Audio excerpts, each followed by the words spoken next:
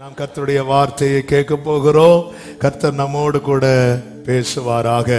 ஒரு விஷயம் கூட இருக்கிற இடத்துல கண்களை மூடி தலைகளை தாழ்த்தி கர்த்தர் நம்மோடு கூட பேசும்படியாக. எஸ், ஹல்லேலூயா.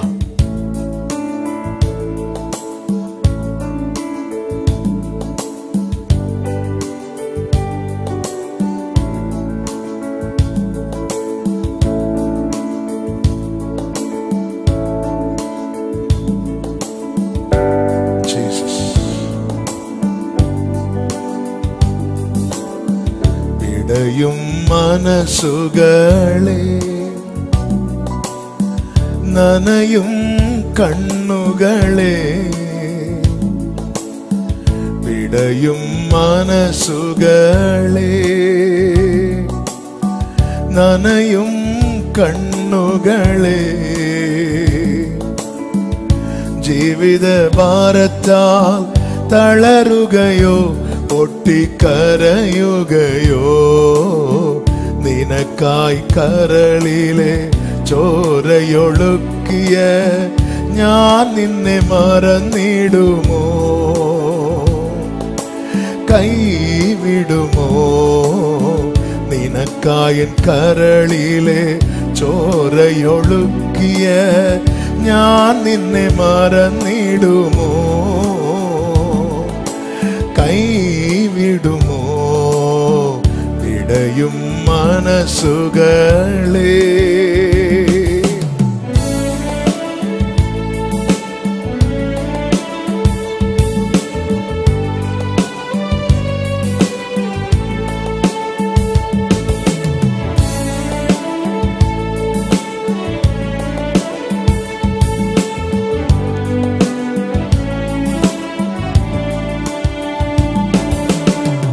സ്വന്ത ജനം നിന്നെ തള്ളിക്കളഞ്ഞാലും അമ്മയെക്കാൾ ഞാൻ താങ്ങുകില്ലേ. സ്വന്ത ജനം നിന്നെ തള്ളിക്കളഞ്ഞാലും അമ്മയെക്കാൾ ഞാൻ താങ്ങുകില്ലേ. നാളെയെ ഓർത്തിനി ഭാരങ്ങളെന്തിനായി കരുതുന്ന ഞാൻ നിന്റെ കൂടെയില്ലേ. നാളെയെ ഓർത്തിനി ഭാരങ്ങളെന്തിനായി കരുതുന്ന ഞാൻ നിന്റെ കൂടെയില്ലേ. വിടയും മനസ്സുകളേ,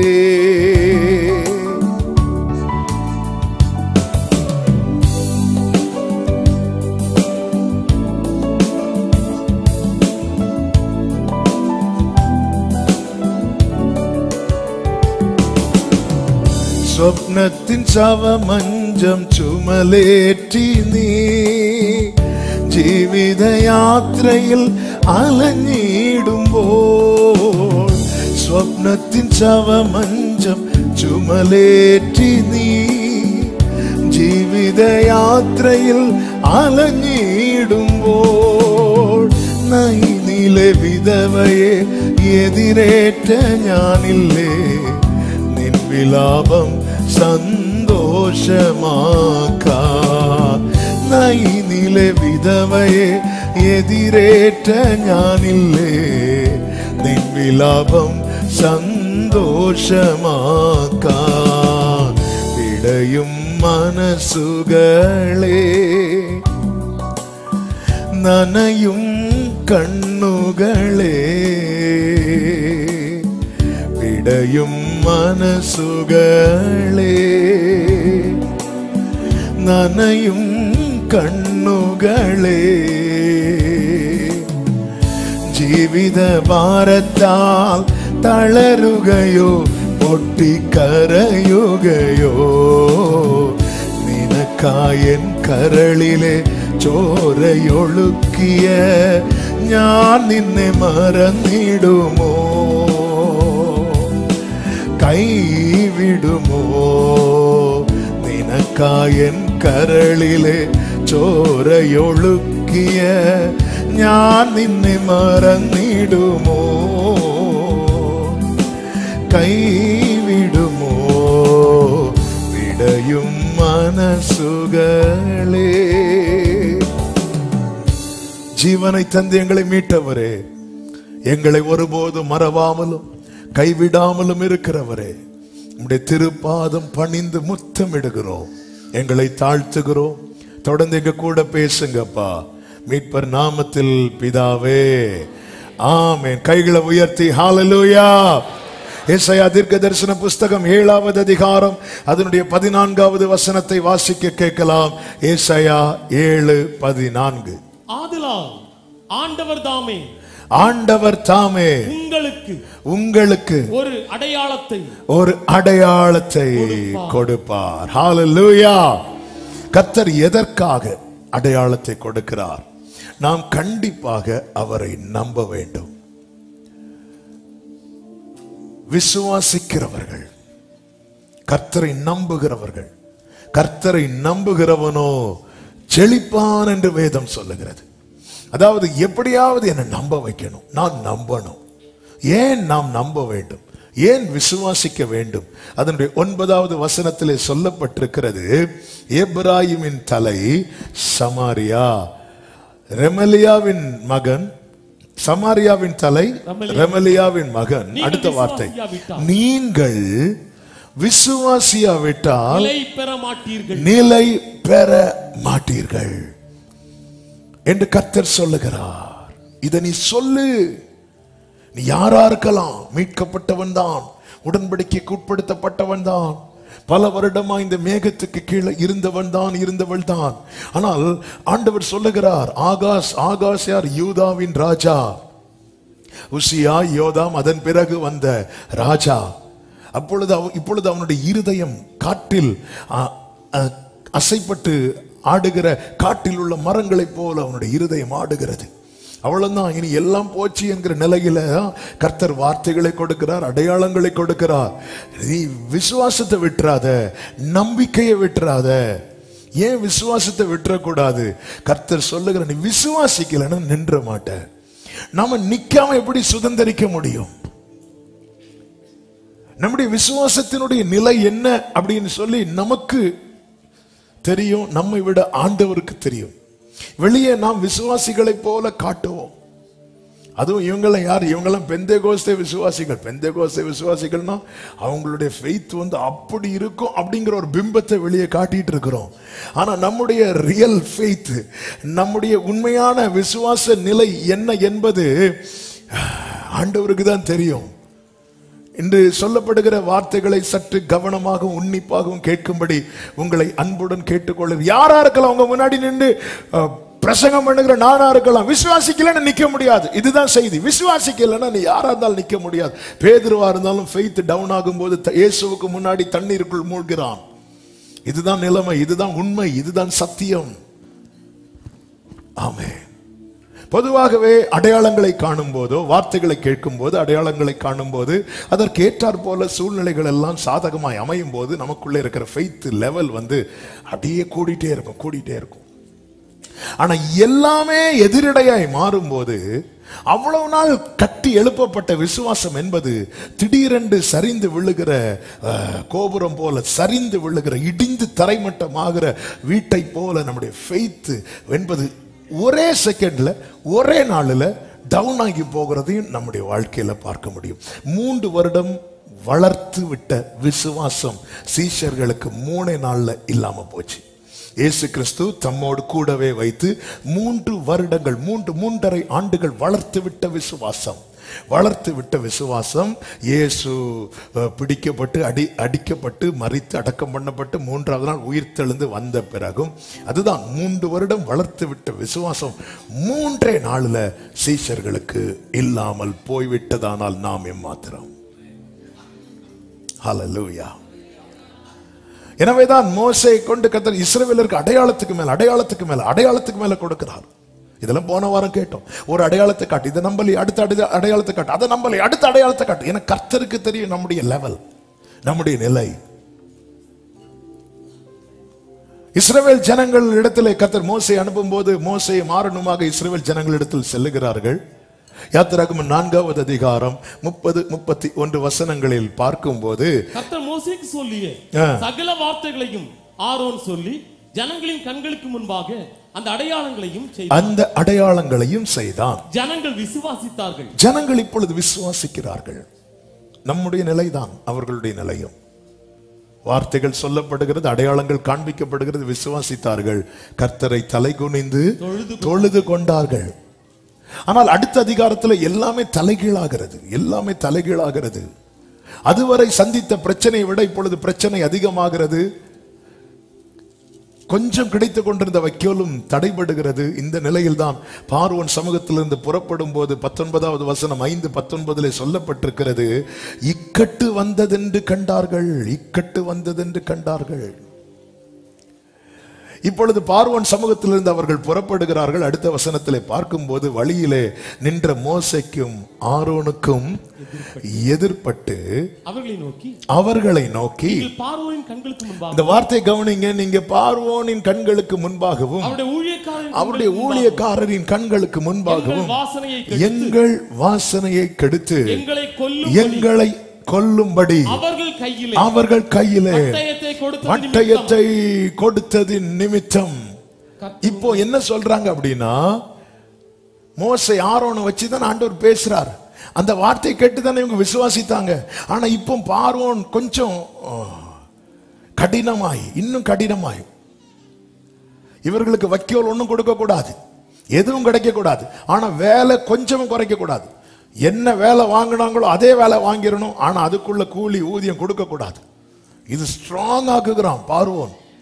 இவங்க முன்னாடி என்ன தெரியுதுன்னா, பார்வோனுடைய வார்த்தை தான் ரொம்ப பெருசா தெரியுது, காதுல அதுதான் ஒலித்து கொண்டிருக்கிறது, சிந்தையிலும் அதுதான் ஓடிக்கொண்டிருக்கிறது. அதுதான் தங்களுக்கு இக்கட்டு வந்தது என்று கண்டார்கள்.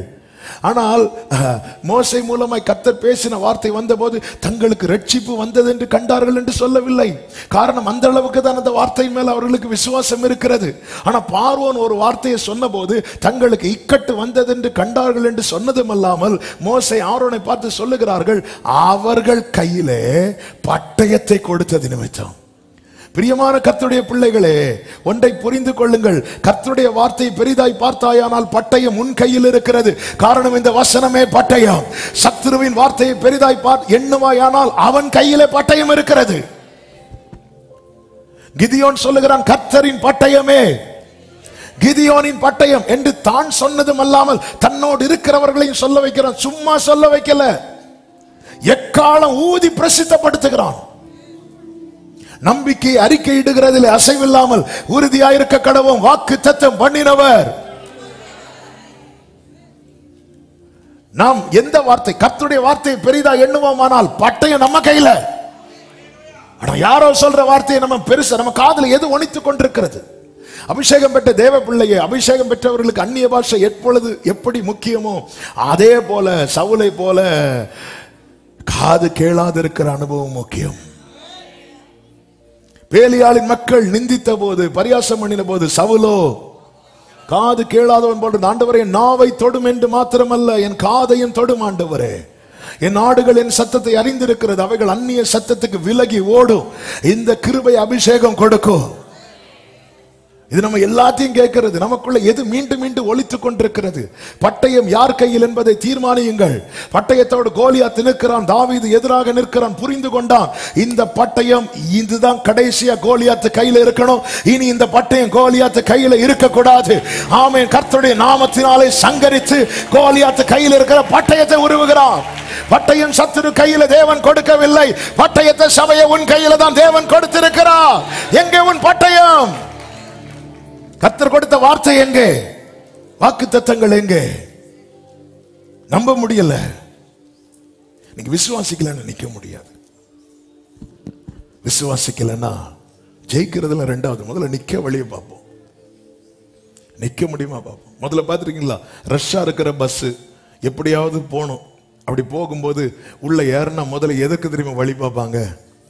முதல்ல உள்ள நீங்க படியிலேயாவது நிக்க பார்ப்போம். அதுக்கப்புறம் மெதுவா நகர்ந்து நகர்ந்து யாரையாவது தட்டி தட்டி, அதுல மீதியெல்லாம் ரெண்டாவது. முதல்ல நிக்கணும், எப்படியாவது நின்றணும். இந்த விசுவாச ஜீவியத்துல முதல்ல நிப்போம், அப்புறம் ஓடுறது துள்ளுறது இந்த கழுகு போல பறக்கிறதெல்லாம் அப்புறம். முதல்ல நிக்க பார்ப்போம். நம்முடைய விசுவாச லெவல் எப்படிப்பட்டதா இருக்கிறது? நம்முடைய விசுவாசம் ஆண்டவருக்கு தெரியுங்க. ஆண்டவருக்கு தெரியும், நமக்கும் தெரியும், நல்லா தெரியும்.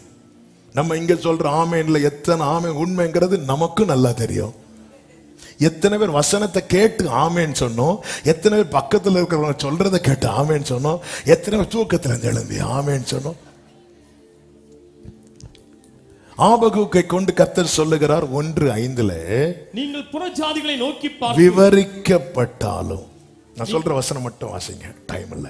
நீங்கள் விவரிக்கப்பட்டாலும் நீங்கள் விசுவாசியாத ஒரு கிரியையை உங்கள் நாட்களில் நடப்பிப்பேன். உங்கள் அப்போ இது யார் சொல்றா? கர்த்தர் சொல்றார். என்ன சொல்றார்? விவரிக்கப்பட்டாலும். அப்ப அவருக்கு தெரியும் சில நிலையில நாம் இருக்கும்போது எவ்வளவு எக்ஸ்பிளைன் பண்ணாலும் இவனால விசுவாசிக்க முடியாது. ஆண்டவர் 75 வயதிலே ஆபிரகாமோடு பேச ஆரம்பித்தார். ஆனா ப்ராப்பர் வேல ஆபிரகாமுக்கு எல்லாம் சொன்னது எப்பொழுது தெரியுமா? ஆபிரகாமுடைய 99வது வயதுல. அதுக்கு முன்னாடி அப்படி டச் பண்ணி தான் சொல்லுவார், உன்னை நான் பெரிய ஜாதி ஆக்குவேன். இந்த கடற்கரை மணலத்தனையாய் உன் சந்ததி இருக்கும், இந்த வானத்து நட்சத்திரத்தை போல இருக்கும், இப்படி சொல்லி விட்டுருவார். ஆனா ஆதியாகமம் 17வது அதிகாரத்துல அவர் எக்ஸ்பிளைன் பண்றார், டீட்டெயிலா சொல்றார். எப்படி தம்மை அறிமுகப்படுத்துறது, தம்மை ஒரு காரியத்தை ஒருத்தங்க பிரசன்ட் பண்றது போல ஆண்டவர் ஆபிரகாம்கிட்ட பிரசன்ட் பண்றார். நான் சர்வ வல்லமையுள்ள தேவன். சிலர் ப்ராஜெக்ட்லாம் சப்மிட் பண்ணிட்டு சொல்லுவாங்க தெரியுமா, ஐ எம் இன்னார், நான் இதுல வந்திருக்கிறேன், இப்படி வந்திருக்கிறேன். அப்படி ஆபிரகாமுக்கு ஆண்டவரை தெரியும். ஆனா இப்ப ப்ராப்பர் வேல ஆண்டவர் பிரசன்ட் பண்றார், நான் சர்வ வல்லமை உள்ள தேவன் சொல்லிட்டு ஒவ்வொன்னா சொல்றார். திரளான ஜாதிகளுக்கு நீ தகப்பனாவாய், உன்னிலே ஜாதிகளை உண்டாக்குவேன், உன்னிடத்திலிருந்து ராஜாக்கள் தோன்றுவார்கள், உனக்கு பின் தலைமுறையாக வரும் உன் சந்ததி நடுவே என் உடன்படிக்கையை ஸ்தாபிப்பேன், நீ பரதேசியாய் தங்கி வரும் கானான் முழுவதையும் உன் சந்ததிக்கு கொடுப்பேன். ஆபிரகாம் நினைச்சிருப்பார், ஒருவேளை இது வேற யாருக்காவது இருக்குமோ நினைக்கும் போது நீ ஆபிராம் எனப்படாமல் ஆபிரகாம் நமக்கு தான் இப்படி நினைக்கும் போது அடுத்து சொல்லுகிறார், உன் மனைவி சாராயை இனி சாராய் என்று அழைப்பாயாக. சாராள் என்பது அவளுக்கு பேராயிருக்கும், நான் அவளை ஆசீர்வதித்து அவளாலே உனக்கு ஒரு. ஏன் இதை அழுத்தி சொல்றாருன்னா, சரி ஒருவேளை ஆண்டவர் ஏதோ விரும்புறாரு, ஆசைப்படுறாரு, அப்படி சொல்லி ட்ராக் மாறிடக்கூடாது. அவளாலே உனக்கு ஒரு குமாரனை தருவேன், அவள் ஜாதிகளுக்கு தாயாகவும் அவளாலே ஜாதிகளின் ராஜாக்கள் உண்டாகவும் அவளை ஆசீர்வதிப்பேன். எவ்வளவு டீட்டெயிலா எக்ஸ்பிளைன் பண்ணதுக்கு அப்புறமும் அடுத்த வசனத்திலே சொல்லப்பட்டிருக்கிறது, அப்பொழுது ஆபிரகாம் முகம் குப்புற விழுந்து நகைத்தான். விசுவாசிகளின் தகப்பனே இப்படின்னா நாம் ஏமாத்துறோம். விசுவாசிகளே, நம்ம தகப்பனை குறித்து தான். இதே ஆபிரகாமுக்கு 86 வயசுல விசுவாசிக்க முடிந்தது. ஏன்? அன்னைக்கு அவன் சரீரம் சாகல. 75 வயசுல விசுவாசிக்க முடிந்தது. ஒரு சூழல்ல நம்மளால விசுவாசிக்க முடியும், ஒரு வார்த்தை சொன்னாலே. ஆனா சில சூழ்நிலையில எவ்வளவு டீட்டெயிலா சொன்னாலும் நமக்கு விசுவாசிக்க முடியவில்லை. இதுதான் நம்ம நிலைமை. ஆனா சத்தியம் என்ன தெரியுமா? விசுவாசிக்கலன்னா நிக்க முடியாது. ஆண்டவரே, என் சிச்சுவேஷன் தெரியல, ஆபிரகாமுக்கு விசுவாசிக்க முடியல, அப்ப நாளை ஏமாத்துறேன்னு சொல்லிட்டு எஸ்கேப் ஆக முடியாது. விசுவாசிக்கணும். விசுவாசி அவன் என்றும் பதறா, விசுவாசி அவன் என்றும் பதறா, அவன் அங்கூரம் இயேசுவில் உண்டு. எஸ், ஆபத்தை கண்டென்றும் அஞ்சான், அசையாத விசுவாசம் கொள்வார், இசையோடு இயேசுவை புகழ்வார், அசையாத விசுவாசம் கொள்வார். இசையோடு இயேசுவை. இன்னைக்கு உங்க மத்தியிலே சொல்ல வருகிற செய்தி இதுதான். ஏன் நம்ப முடியல? ஏன் நம்ப முடியல? ஏன் விசுவாசிக்க முடியவில்லை? சில காரியங்களை உங்கள் மத்தியிலே சொல்லி ஜெபிக்க விரும்புகிறேன். கர்த்தர் நம்மோடு கூட பேசுவாராக. நமக்குள்ளே எழும்புகிற கேள்விகள் தான். இந்த வார்த்தைகளை வைக்கும் போது உங்களால் அதை புரிந்து கொள்ள முடியும். ஏன் நம்ப முடியவில்லை? லூக்கா சுவிசேஷம் 24வது அதிகாரம் அதனுடைய 11வது வசனத்தை வாசிக்க கேட்கலாம். இவர்களுடைய வார்த்தைகள் அவர்களுக்கு வீண் பேச்சாக தோன்றினதினால், இவர்களுடைய வார்த்தைகள் அவர்களுக்கு வீண் பேச்சாக தோன்றினதினால் அவர்கள் இவர்களை நம்பவில்லை. யாருடைய வார்த்தைகள்? இந்த சம்பவம் நமக்கு தெரியும். இயேசு கிறிஸ்து உயிர் தெழுந்து வாரத்தின் முதல் நாள் அதிகாலையிலே மகதலேனா மரியாளும் இயேசுவின் தாயாகிய மரியாளும், அதுதான் அங்கே யாக்கோபின் தாயாகிய மரியாள் என்று போடப்பட்டிருக்கிறது. அதாவது அது எதை நமக்கு வெளிப்படுத்துகிறது என்றால், இந்த பூமியில வந்து நிறைவேற்ற காரியம் முடிந்த பிறகு இனி அவரை யாருடைய மகனாய் பார்க்க கூடாது தெரியுமா? மரியாளுடைய மகனாய் பார்க்க கூடாது. அவர் பிதாவுடைய ஒரே பேரான குமாரனாய் மட்டும்தான் பார்க்க வேண்டும். எனவேதான் சிலுவையிலே இயேசு கண்ணை மூடுறதுக்கு முன்னாடி அந்த காரியத்தையும் செட்டில் பண்ணிட்டு போகிறார். யோவானை பார்த்து சொல்லுகிறார், இதோ உன் தாய். அதன் அர்த்தம் என்ன? அம்மாவை பார்த்துக்கோ, அவ்வளவுதான். இதோ உன் மகன், இனி அவன் பார்த்துப்பான், அவ்வளவுதான், முடிஞ்சது. அதனாலதான் இயேசு இங்கே சொல்லும் போது யாக்கோபு யாரு? இயேசு பிறந்த பிறகு யோசேப்புக்கும் மரியாளுக்கும் பிறந்த பிள்ளைகளில் ஒருவன் தான் யாக்கோபு. அந்த யாக்கோபு தான் யாக்கோபு நிருபம் எழுதுறார். இன்னொரு சகோதரன் தான் யூதா நிருபத்தை எழுதினவர். ஆமே, இதை தெளிவாக்குறதுக்காக சொல்லுகிறேன். இந்த பூமியிலே அதனாலதான் இப்பொழுது யாரும் இயேசுவை யாரா பார்க்க கூடாது தெரியுமா? மரியாளுடைய குமாரனாய் பார்க்க கூடாது. அவர் ஆதியும் அந்தமும் ஆனவர், அவர் துவக்கமும் முடிவும் ஆனவர். இந்த பூமியிலே தாம் வெளிப்பட தெரிந்தெடுத்த பாத்திரம் தான் யாரு தெரியுமா? மரியாள். மரியாள் கிருபை பெற்ற, எவ்வளவு கிருபை பெற்றாங்க. உண்மையாக அவங்களுக்கு எல்லாம் சல்யூட் அடிக்கணும். ஏன்னா உன் ஆத்துமா ஒரு பட்டையும் உரிப்போம். எப்படி இருக்குங்க? 3 வருஷம் இயேசுவோடு பழகுனவங்க மேல் வீட்டு அறையில் இருக்கிறாங்க. அது கூட 33 வருஷம் இயேசுவை தெரிந்த மரியாளும் கூட இருக்கிறாங்க. அந்த இடத்துல வந்து பேதுரு, உனக்கு 3 வருஷம் தான் தெரியும், எனக்கு அவரை 33 வருஷம் தெரியும்னு சொல்லிட்டு தலையெல்லாம் தூக்கல. அவங்க தாழ்மையா அந்த மேல் வீட்டு அறையில் மற்றவர்களோடு கூட போய் இருக்கிறாங்க.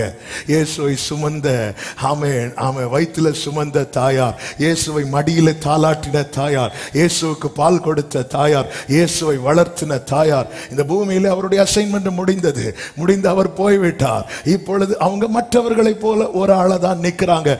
ஆனால் அதை குறித்து அவங்க ஒரி பண்ணல. ஏன்? நான் பெற்ற பாக்கியம் பெரிய பாக்கியம். ஹல்லேலூயா. நான் பெற்ற பாக்கியம் பெரிய. மற்ற 120 பேர் மேல் வீட்டில் எப்படி இருந்தாங்களோ அதுல ஒரு ஆளா இந்த மரியாள் வந்து இருக்கிறாங்க.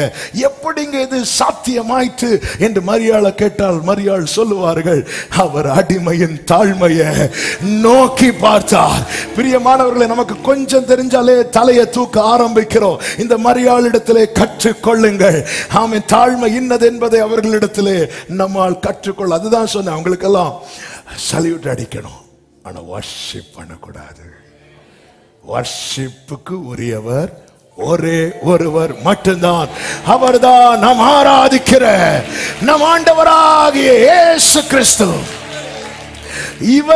இவர்கள் கல்லறையின் இடத்துக்கு போகும்போது அங்கே தூதுன்னா மெசேஜாக தூதர்கள் நிற்கிறாங்க. பரத்திலிருந்து கொடுக்கப்பட்ட மெசேஜ். என்ன மெசேஜ்?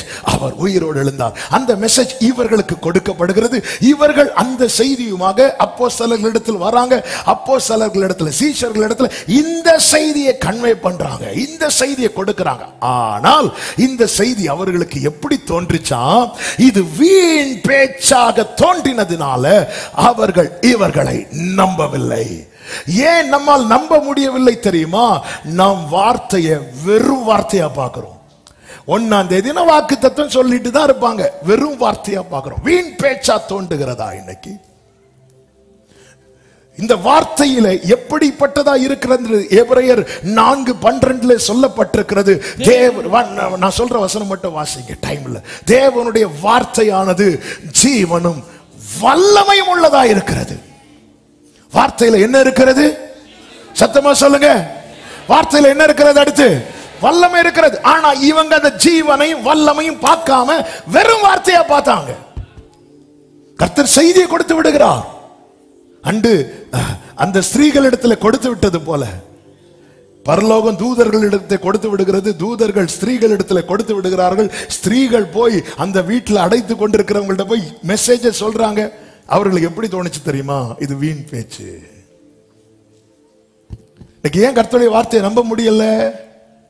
ஏதோ செய்தி 1 hour சத்தம் போட்டு போவாங்க. வீண் பேச்சா தோன்றுகிறதா? நம்ம வீண் பேச்சா பார்க்க மாட்டோம். ஆனா ஆனா அந்த வார்த்தையில இருக்கிற வல்லமையும் ஜீவனை மறக்கிறோம்ல, நம்பவே முடியல. விவரிக்கப்பட்டாலும் விசுவாசிக்க முடியவில்லை. எப்படி தோன்றுகிறது வார்த்தைகள் நமக்கு? எவீரு வீட்டாரை குறித்து நமக்கு தெரியும். எவீரு தன் மகள் மிகவும் மரண வியாதியில் இருக்கிறாள். 12 வயது மகள். அப்பொழுது போய் இயேசுவின் பாதத்தில் விழுந்து அவரை அழைத்து கொண்டு வருகிறான். வரும் வழியிலே சிலர் வந்து சொல்லுகிறார்கள், போதகரை துக்கப்படுத்த வேண்டாம், அவள் மரித்து விட்டாள் என்று. ஆனாலும் இயேசு சொல்லுகிறார், பயப்படாதே, விசுவாசம் உள்ளவனாய் இரு என்று சொல்லி அழைத்து கொண்டு வீட்டுக்கு வரும்போது லூக்கா 8:52 வாசியுங்கள். எல்லாரும் அழுது அவளை குறித்து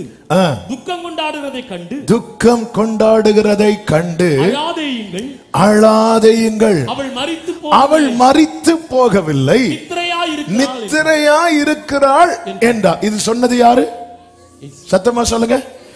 இப்ப வார்த்தை வந்துட்டு இனி அடுத்த வசனத்தை பாருங்கள். அவள் மரித்து போனாள் என்று அவர்கள் அறிந்ததினால் அவரை பார்த்து நகைத்தார்கள். இப்போ கர்த்தருடைய வார்த்தை எதை வச்சு பார்க்கறாங்க தெரியுமா? அவர்கள் அறிவை வைத்து.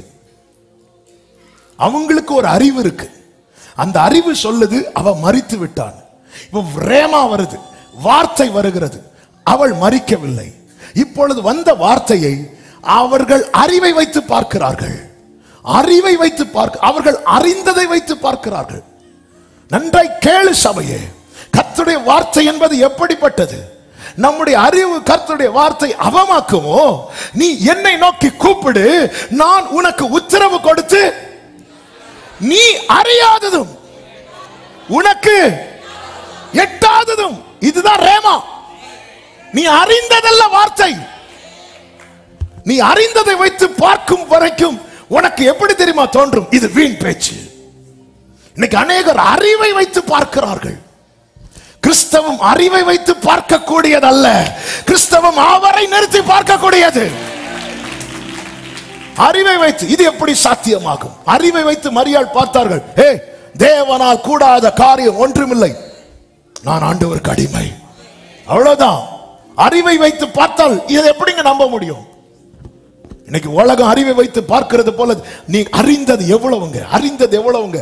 சின்ன வயசுல நம்ம பீச்சுக்கு போனா கரையில நிப்போம், கொஞ்சம் தூரம் உள்ள போயிட்டு வருவோம்.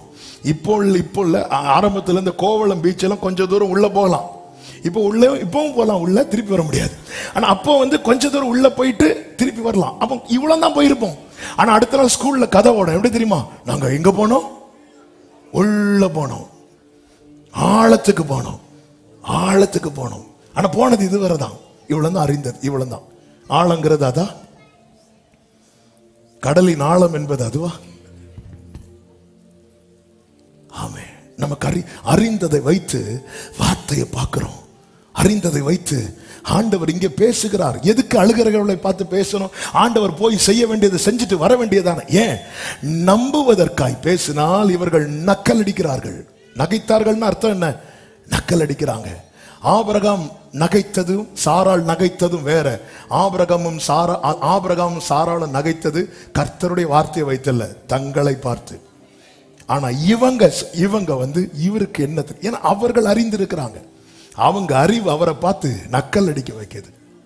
வேதம் தெளிவாய் சொல்லுகிறது. எசையா 28வது அதிகாரம் அதனுடைய 16வது வசனமும் 22வது வசனத்தையும் பார்க்கும்போது 16வது வசனத்திலே கர்த்தர் சொல்லுகிறார், இதோ அஸ்திபாரமான ஒரு கல்லை நான் சீயோனிலே வைக்கிறேன், அது பரீட்சிக்கப்பட்டதும் விலையேற பெற்றதும் திட அஸ்திபாரமும் உள்ளதுமான மூலை கல்லா இருக்கும். விசுவாசிக்கிறவன் பதறான். இனி அடுத்து 22 வாசியுங்கள். இப்பொழுதும் உங்கள் கட்டுகள் பலத்து போகாதபடிக்கு பரியாசம் பண்ணாதிருங்கள். உங்கள் கட்டுகள் பலத்து போகாதபடிக்கு. இன்னைக்கு அநேகருடைய கட்டுகள் பலத்து போக காரணம் என்ன? பரியாசம் பண்றாங்க. எதை? கர்த்தருடைய வார்த்தையை. நம்ம கர்த்தருடைய வார்த்தை வரும்போது நகைக்க மாட்டோம், ஆனா கனவீனப்படுத்துவோம். நம்மளால ஏற்றுக்கொள்ள முடியாத நிலையில் ஒருத்தங்க நம்மை பார்த்து பேசும்போது நம்மால் ஏற்றுக்கொள்ள முடியாத நிலையில நம்முடைய எக்ஸ்பிரஷன், நம்முடைய காரியங்கள் இருக்குமானால் அதுதான் பரியாசம் பண்ணுகிறது. ஒருத்தங்க நம்மை பார்த்து பேசும்போது நம்ம வேற எங்கேயோ பார்த்துட்டு எப்படியோ இருந்துட்டு இருந்தோம்னா அது பரியாசம் அல்லவா? அது கனவீனம் அல்லவா? என்னுடைய வசனத்துக்கு நடுங்குகிறவனையே நான் நோக்கி பார்ப்பேன் என்று கர்த்தர் சொல்லுகிறார். அறிவு 1000 சொல்லும், ஆனால் ஆண்டவர் சொல்லுகிறார், இதை உருவேற்படுத்துகிறவரும் இதை செய்கிறவருமாகிய யெகோவா என்னும் நாமமுடையவர் சொல்லுகிறதாவது, என்னை நோக்கி கூப்பிடு, நான் உனக்கு உத்தரவு கொடுத்து நீ அறியாததும் உனக்கு அறியாதது உனக்கு எட்டாததுமான பெரிய காரியம். நாம் அறிந்தது எவ்வளவு? நம்முடைய அறிவை வைத்து வேதத்தை பார்த்தால் ஒருபோது விசுவாசிக்க முடியாது. இது அதற்கு அப்பாற்பட்டது. நான் அறியாதது ஆனால் அவர் அறிந்தது, எனக்கு எட்டாதது ஆனால் அவருக்கு அது எட்டக்கூடியது. அவர் அதை ஏற்ற காலத்திலே எடுத்து என் கையில தரும்போதுதான் எல்லாரும் பார்ப்பார்கள், இது கர்த்தருடைய கரம் என்றும் இது கர்த்தருடைய ஆமை அவர் படைத்தார் என்றும் யாவரும் கண்டு உணர்ந்து சிந்தித்து அறிவார்கள். எனவே வசனத்தை நம் அறிவை வைத்து பார்க்காமல் அவர் பட்சத்தில் நின்று பார்க்க பழக வேண்டும். அதுக்குதான் ஆவியின் அபிஷேகம் நமக்கு கொடுக்கப்பட்டிருக்கிறது. இந்த வேதத்தின் ரகசியங்களை அப்படி பார்க்க பழக வேண்டும். நமக்கு கொடுக்கப்பட்ட வார்த்தை அப்படி பார்க்க பழக வேண்டும். நாத்தானை கொண்டு கர்த்தர் தாவீதோடு பேசுகிறார். 2 சாமுவேல் 7வது அதிகாரம் அதனுடைய 12வது வசனம். உன் நாட்கள் நிறைவேறி நீ உன் பிதாக்களோட நித்திரை பண்ணும்போது, உன் நாட்கள் நிறைவேறி நீ உன் பிதாக்களோட நித்திரை பண்ணும்போது, நான் உனக்கு பின்பு உன் கர்ப்ப பிறப்பாகிய உன் சந்ததியை எழும்ப பண்ணி அவன் ராஜ்யத்தை நிலைப்படுத்துவேன். யார் அந்த கர்ப்ப? குயிக்க சொல்லுங்க. சாலமோன். உண்மைதான். தாவீதுக்கு அடுத்து யார் ராஜாவா வரா? சாலமோன் வர. ஆனா இங்க என்ன சொல்லப்பட்டிருக்கிறது? நீ உன் நாட்கள் நிறைவேறி நீ உன் பிதாக்களோட நித்திரை பண்ணும்போது. சாலமோன் எப்போ ராஜாவா வந்தா? தாவீது மரித்த பிறகு, தாவீது உயிரோடு இருக்கும் போதா? அப்போ எது உண்மை? ஒன் சைடு உண்மையா இருக்கு, இன்னொரு சைடு போய் தானே. கர்த்தருடைய வார்த்தை ஒரு சைடு தான் நிறைவேறுமா? வானம் பூமியும் ஒளிந்தாலும் அதுல ஒரு உறுப்பு கூட நிறைவேறாமல். இங்க தெளிவா வேர்ட கவனிக்கணும். உன் நாட்கள் நிறைவேறி நீ உன் பிதாக்களோட நித்திரை பண்ணும் போது, நான் உனக்கு பின்பு உன் கர்ப்ப பிறப்பாகிய உன் சந்ததியை எழும்ப பண்ணி. இப்பொழுது தாவீது தேவ சமூகத்திலிருந்து சொல்லுகிறான், தேவரீர் அடியானை இதுவரை கொண்டு வந்ததற்கு நான் எம்மாத்திரம், என் வீடு மெம்மாத்திரம் என்று சொல்லிவிட்டு 19வது வசனத்திலே சொல்லுகிறார். வாசியுங்கள். கர்த்தராகிய ஆண்டவரே, இது இன்னும் உம்முடைய பார்வைக்கு அடுத்த வார்த்தை அடுத்தடுத்து சொல்லுங்க. வெகு தூரமாயிருக்கும் காலத்து செய்தியை மனுஷர் முறைமையாய் சொன்னீரே. என்ன வெகு தூரத்து செய்தி இல்லையே? தாவீது நாட்களிலே இது நிறைவேறி விட்டது. சாலமோன் தான் கண்ணுக்கு முன்னாடியே தாவீது சொல்லி அல்லவா, தாவீதோட கைடன்ஸ்ல அல்லவா சாலமோனை ராஜாவாக அபிஷேகம் பண்றாங்க. அதுக்கப்புறம் தானே அந்த சிங்காசனத்தில் சாலமோனை பார்த்த பிறகு அல்லவா தாவீது கண்ணை மூடினான். இது நாம் அறிந்தது. நம்முடைய அறிவு சொல்லுது சாலமோன்னு, ஆனா அறியாத சத்தியம் ஆவியானவர் வேதத்தில் காண்பித்து கொடுக்கிறார். அதை தாவீது பார்த்துட்டான். அதுதான் பெந்தேகோஸ்தே நாளிலே அப்போஸ்தலர்கள் மேல பரிசுத்த ஆவியானவர் இறங்கின போது பேதுரு 11 பேரோடு கூட எழுந்து நின்று இப்பொழுது ஜனங்களிடத்தில் பேசுகிறான். அப்போஸ்தலர் 2வது அதிகாரம் 29 முதல் வாசிக்க கேட்கலாம். சகோதரரே, கோத்திர தலைவனாகிய தாவீதை குறித்து நான் உங்களுடனே தைரியமாய் பேசுகிறதற்கு இடம் கொடுங்கள். அவன் மரணம் அடைந்து அடக்கம் பண்ணப்பட்டான். இந்நாள் வரைக்கும் அடுத்த வார்த்தை அப்படியே நில்லுங்க. அவன் யாராயிருந்து, எல்லாரும் இந்த வார்த்தையை சொல்லுங்க. அவன் யாராயிருந்து? நமக்கு தெரிஞ்சு தாவீது யாரு? அதுக்கு முன்னாடி ஆடு மேய்க்கிறவன், ஈசாயுடைய கடைசி பையன், ஆடு மேய்க்கிறவன், ராஜா. ஆனா இங்க பைபிள் சொல்லுகிறது அவன் தீர்க்கதரிசியாயிருந்து. அடுத்த வார்த்தை, நான் வாசிக்கிறேன். உன் சிங்காசனத்தில் வீற்றிருக்க மாம்சத்தின்படி உன் சந்ததியிலே கிறிஸ்துவை எழும்ப பண்ணுவேன் என்று தேவன் தனக்கு சத்தியம் பண்ணினதை அறிந்திருந்தபடியால். நம்ம 2 சாமுவேல் 7 படிக்கும் போது நம்ம அறிவு சொல்லுது அது யாருன்னு தெரியுமா? சாலமோன் என்று அறிவு சொல்லுது. சாலமோன், ஆவியானவர் சொல்லுகிறார் கிறிஸ்து என்று. ஹalleluya, ஹalleluya. பைபிளை உன் அறிவை வச்சு பார்த்தா உனக்கு தெரிஞ்சது கொஞ்சம் தான். ஆனால் ஆவியானவர் காண்பிக்கிற வெளிச்சத்துல பார்த்தால் உம்முடைய வெளிச்சத்திலே வெளிச்சம் காண்கிறோம். சாலமோனுடைய ஞானத்தை வைத்து சாலமோன் பார்த்து அவனுக்கு கிடைத்தது கொஞ்சம். ஆனால் தாவீது அவர் சமூகத்தில் இருந்து இன்னொரு சத்தியத்தை சொல்லவா?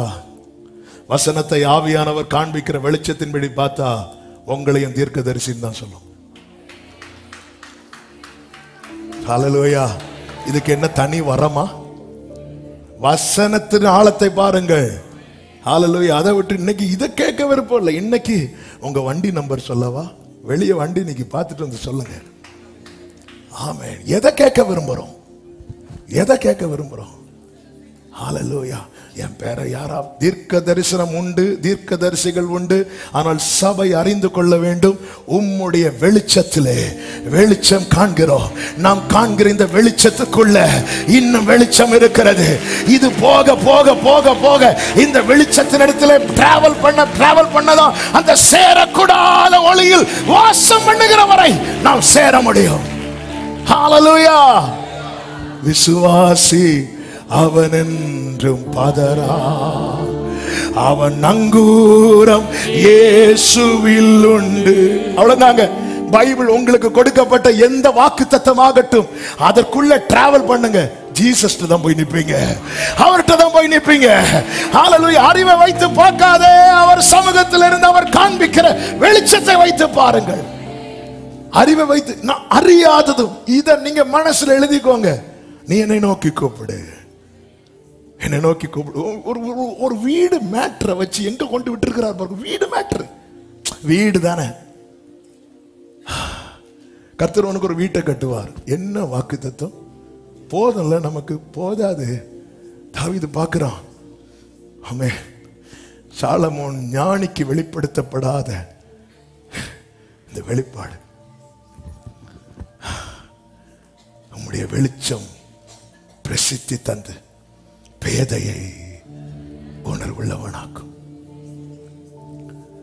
அறிவு நோட் சொல்லுதுன்னு சொல்லி கர்த்தருடைய வார்த்தையை பரியாசம் பண்ணாதே. உன் சந்ததியை எழும்ப பண்ணுவேன் சொன்னதுமே தாவீதுக்கு கிளிக் ஆச்சு. இது வேற, அங்க கிறிஸ்துன்னு மென்ஷன் பண்ணல, சந்ததியை எழும்ப பண்ணுவேன், இது வேற. ஏன்னா தாவீது அடக்கம் பண்ணப்பட்ட பிறகு சந்ததியை எழும்ப பண்ணுவேன். அப்ப அடக்கம் இருக்கு, உயிர்த்தெழுதல் இருக்கு. இது இது இது இது வேற, இது வேற, இது வேற. ஓ ராமா சந்தனலரா.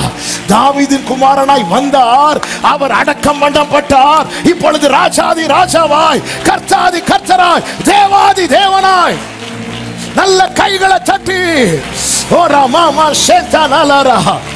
தாவீதின் குமாரனாய் வந்தார், தாவீதின் குமாரனாய் வந்தார். அதுதான் அந்த வம்ச வரலாறு தெளிவாய் இருக்கிறது. பைபிள் கட்டு கதை அல்ல.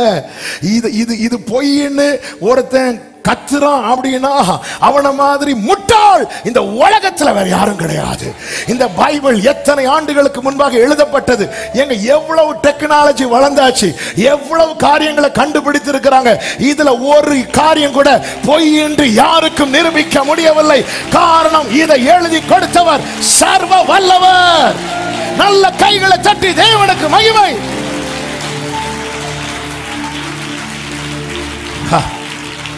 மரித்து அடக்கம் பண்ணப்பட்ட அந்த வசனத்தை மறுபடியும் வாசியுங்கள்.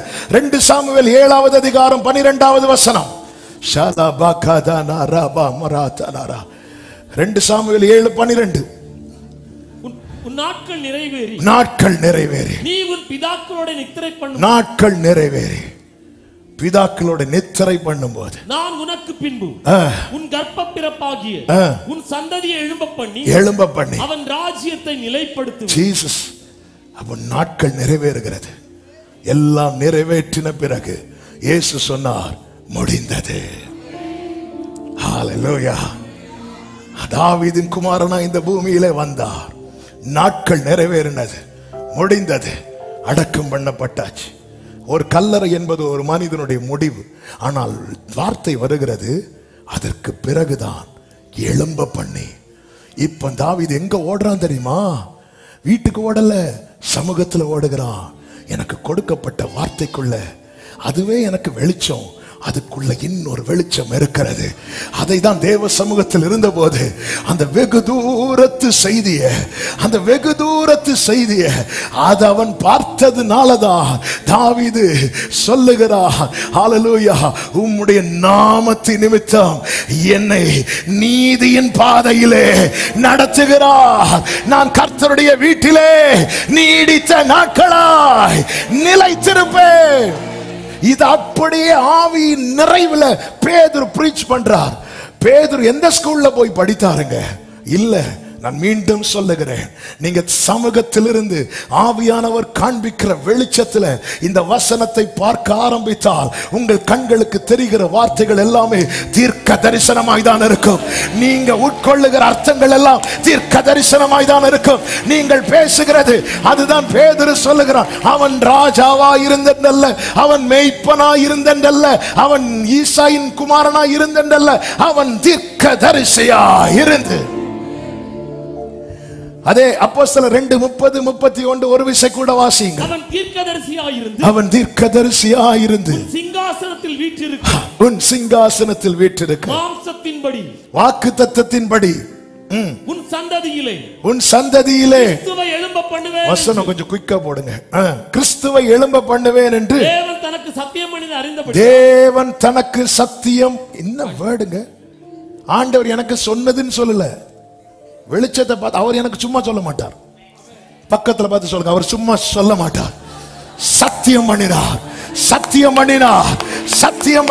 இது எனக்கு தெரியும். உங்களுக்கு என்னங்க தெரியும்? தாவீது என்ன தெரியும்? ஆண்டவர் எனக்கு சொன்னார், அவர் எனக்கு சத்தியம் பண்ணி இருக்கிறார். ஆண்டவர் எனக்கு, கர்த்தர் எனக்கு ஒரு வார்த்தையை தந்திருக்கிறார்னா அது ஏன்னா அவருடைய நாமம் என்ன தெரியுமா? சத்தியம். ஆமென். இந்த பகல் வேளையில சொல்ல முடியுமா? எனக்கு கொடுக்கப்பட்ட ஒவ்வொரு வார்த்தையும் ஆண்டவர் எனக்கு சத்தியம் பண்ணி தந்திருக்கிறார். நல்ல கையை தட்டி சத்தியம். இதை அவன் அறிந்தபடியால், இதை அறியணும். சத்தியம். நீர் நம்ப பண்ணின உந்தன் வாக்குகளை நினைத்து நிறைவேற்றுவீர். நீர் நம்ப பண்ணின உந்தன் வாக்குகளை நினைத்து நிறைவேற்றுவீர். மறவாமல் நினைப்பவரே, இயேசையா நிறைவேற்றி முடிப்பவரே. மறவாமல் நினைப்பவரே, கைகளை உயர்த்தி உடன்படிக்கையின் தேவன், உடன்படிக்கையின் தேவன், பிசகாதவர். சத்தியம் பண்ணி தந்திருக்கிறார் சபையே, சத்தியம் பண்ணி தந்திருக்கிறார். நீ சகலத்தையும் திருப்பிக் கொள்வாய் என்று சத்தியம் பண்ணி தந்திருக்கிறார். தாவீதுக்கு நான் பொய் சொல்லேன் என்று சொல்லி சொன்னதை நிறைவேற்றுவீர். என் தாவீதுக்கு நான் என்று சொல்லி சொன்னதை மறவாமல் நினைப்பவரே, மறவாமல் நினைப்பவரே.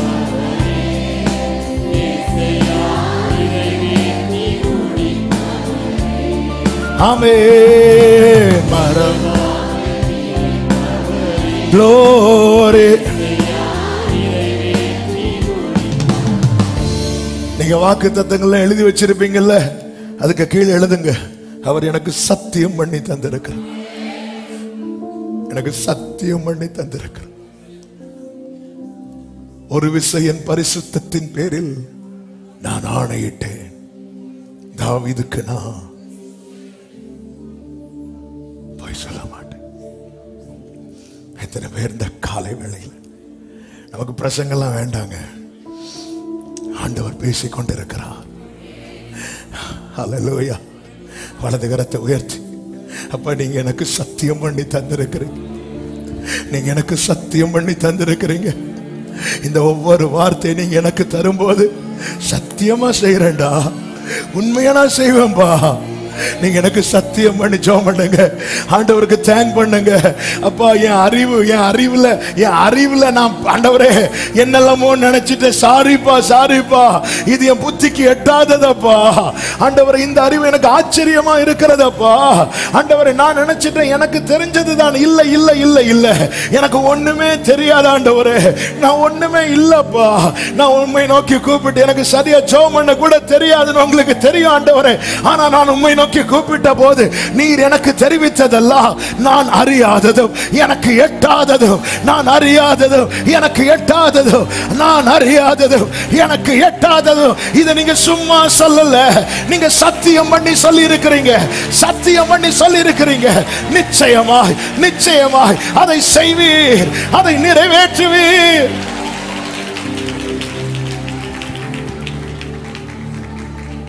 ஹல்லேலூயா. மனுஷர் முறைமையா எனக்கு தெரியப்படுத்தினீங்க, உம்முடைய வெளிச்சத்திலே வெளிச்சம் காக்கிறோம். இந்த வசனம் தாங்க வெளிச்சம். இதுக்குள்ள இன்னும் போக போக, அதாவது ஆராய்ச்சியாளர்கள் என்ன சொல்றாங்க, மேல போக போக போக போக வெளிச்சம் அதிகரித்துட்டே இருக்கிறான். வெளிச்சம் கூடிட்டே இருக்கு மேல. கீழே போக போக போக இருள் கூடிட்டே இருக்கு. இந்த வசனம் நம்மள மேல, அதாவது பரலோகம் ஆண்டவர் நம்மை காண்பிக்கிறதற்கும் சாத்தான் காண்பிக்கிறதுக்கும் வித்தியாசம் உண்டு. இயேசுவை சாத்தான் மலைக்கு மேல கொண்டு போறான், இன்னொரு பக்கம் இயேசு சீஷர்களை மலைக்கு மேல கொண்டு போறான். இயேசுவை சாத்தான் மலைக்கு மேல கொண்டு போய் உலகத்தை காட்டி கொடுக்கிறான். இயேசு சீஷர்களை மலைக்கு மேல கொண்டு போய் மகிமையை காட்டி கொடுக்கிறார். இயேசுதான் வார்த்தை தான் வேதம். இந்த வெளிச்சம், உம்முடைய வெளிச்சத்துல வெளிச்சம் காண்றோம். இது எங்க கொண்டு போய் விடும் தெரியுமா? க்ளோரி, மகிமை.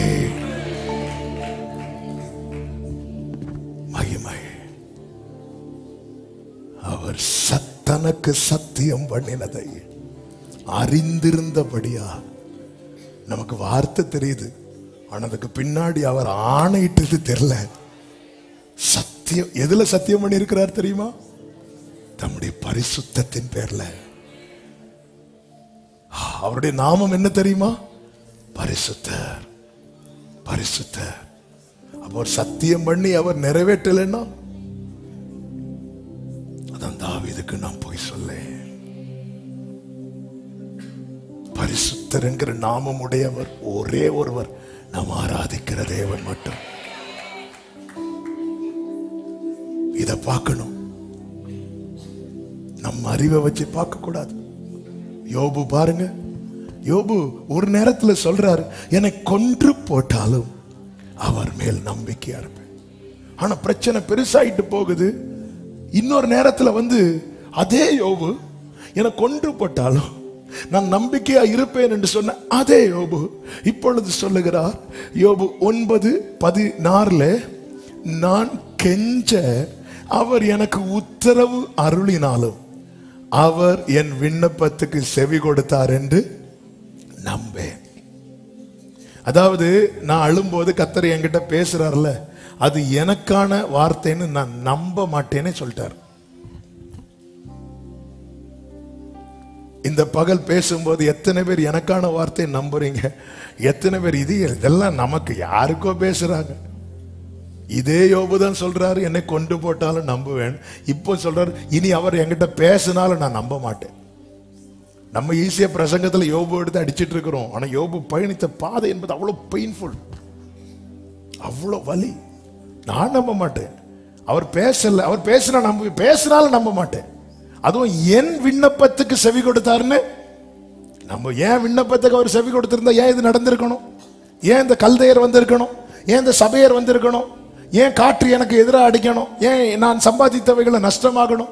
ஏன் எனக்கு இந்த பலவீனம் வந்திருக்கணும்? அதனால நான் வாரன் சர்ச்சுக்கு பிரசங்கம் கேட்டுட்டு போறேன், ஆனா ஏன் விண்ணப்பத்துக்கான பதிலாம் நான் நம்ப மாட்டேன்.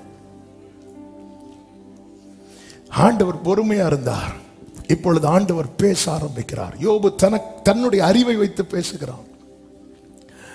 யாத்திராகமம் 38வது அதிகாரத்திலே 2-3 வசனங்களை வாசியுங்கள். அறிவில்லாத வார்த்தைகளினால் ஆலோசனை அந்தகாரப்படுத்துகிற இவன். மூன்றாவது வசனம். இப்போதும் புருஷனைப் போல கட்டிக்கொள். நான் உன்னை கேட்பேன், நீ எனக்கு உத்தரவு சொல்லு. யோபு, இப்போ நான் உன்னை கேட்கிறேன், நீ எனக்கு பதில் சொல்லு. சொல்லிட்டு அவர் கேட்கிறார் பாருங்க. அடுத்த வசனம். நான் பூமியை அஸ்திபாரப்படுத்துகிற போது நீ எங்கே இருந்தாய்? நீ அறிவாளியானால் அதை அறிவி. நீ தான் ரொம்ப அறிவாளியாச்சே, அதை சொல்லு. 13வது வசனம்.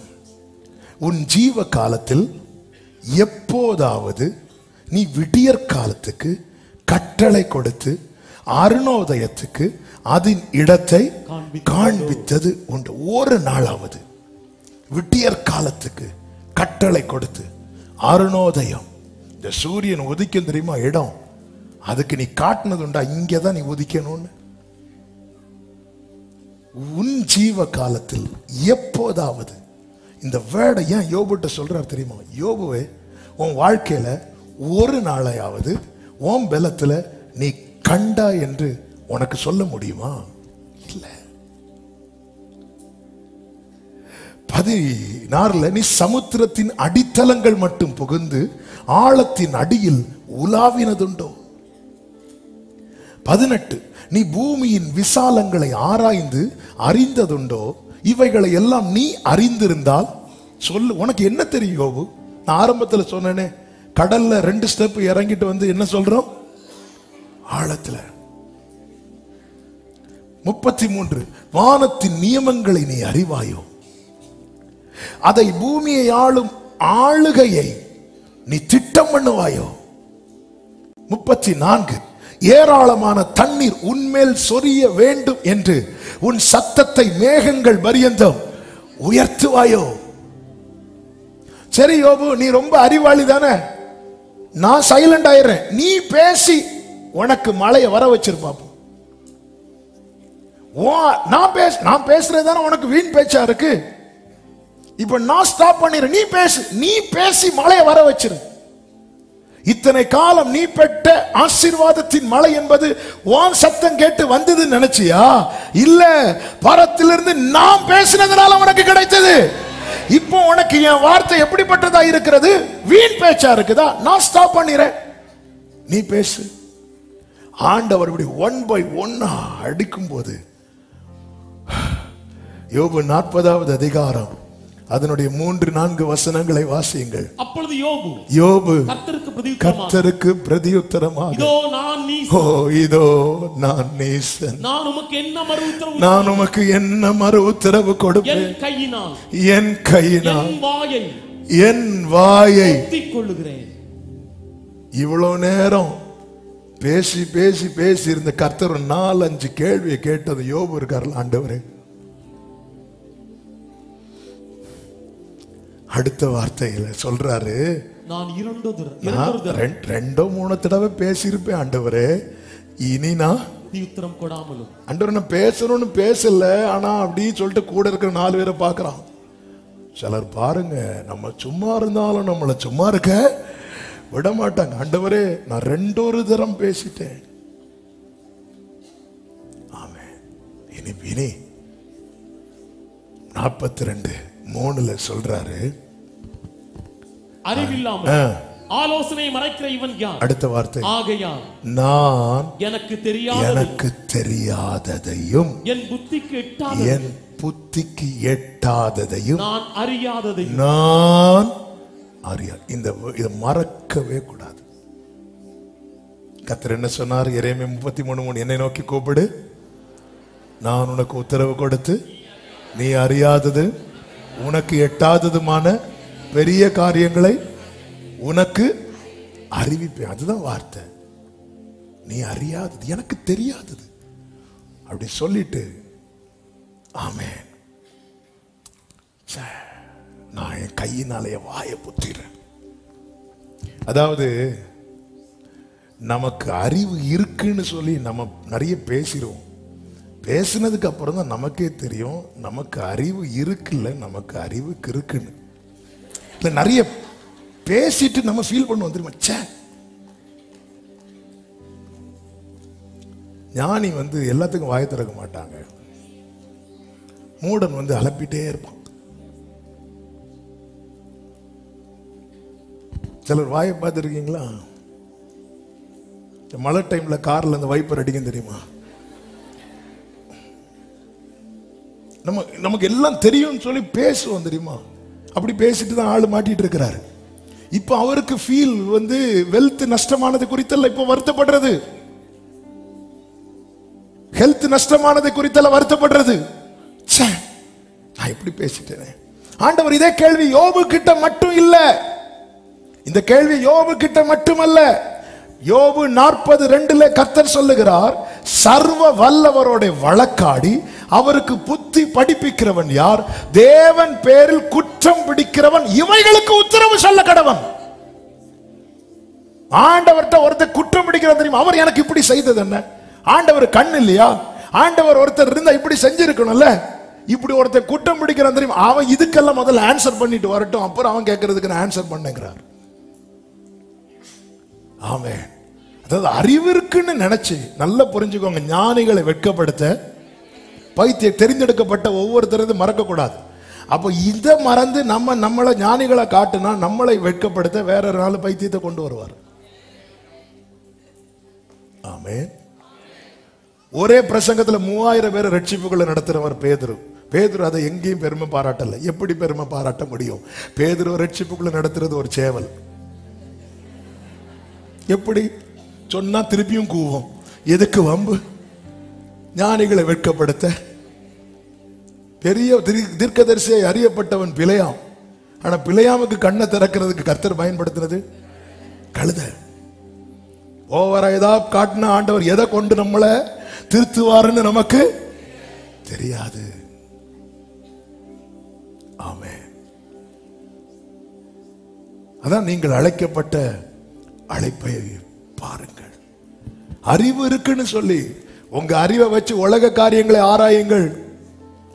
ஆண்டவருடைய வசனத்துக்கும் அது அறிவுக்கு அப்பாற்பட்டது. ஹல்லேலூயா. நம்ம பாடுவோமே, கிரகிக்க முடியா காரியம் செய்வீர் சர்வஞானியே.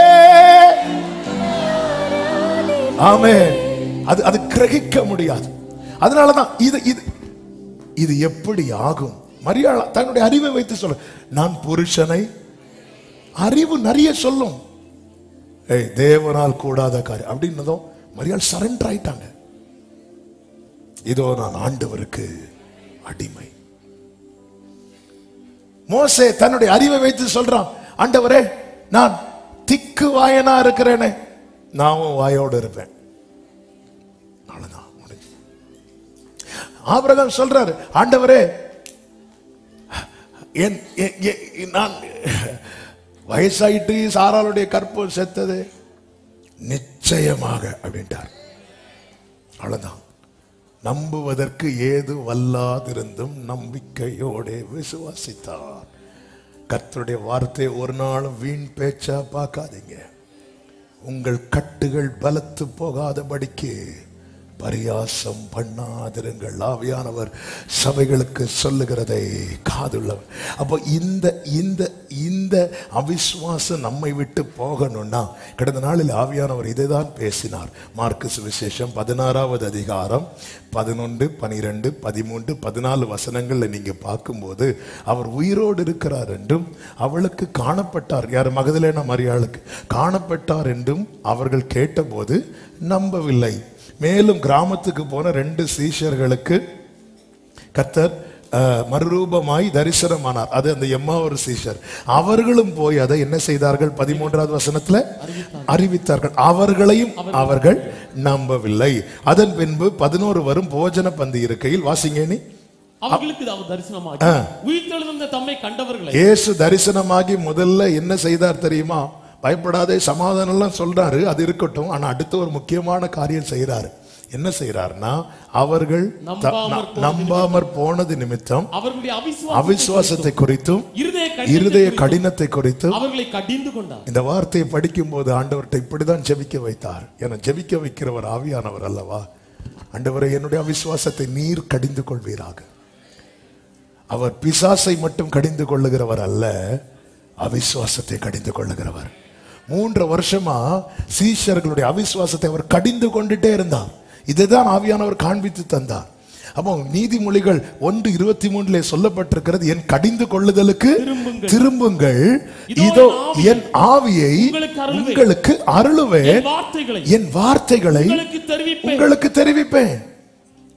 அப்ப இந்த வார்த்தை, ஆண்டவரே நான் இன்னும் நம்பாம இருக்கிறேன்னா என்னை கடிந்து கொள்வீராக. யோபுவை கடிந்து கொண்டார் அல்லவா? கடிந்து கொண்டாரே. கடிந்து கொண்டதுனால தானே அவன் நம்பினான். அவன் அடுத்து என்ன அறிக்கை செய்தான்? முதல்ல என்ன சொன்னான்?